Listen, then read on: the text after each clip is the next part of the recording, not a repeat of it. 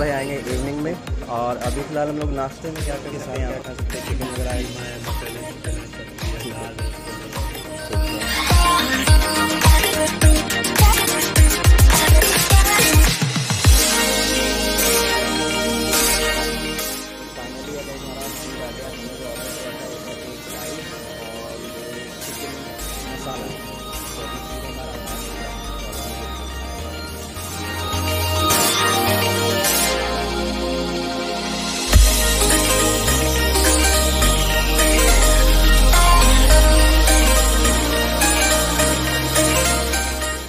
But it has the ice over it. How it can be hot? मैंने थोड़ी सी gravy मंगाई है खाने के लिए, तो आ गई है। खाता हूँ पहले। और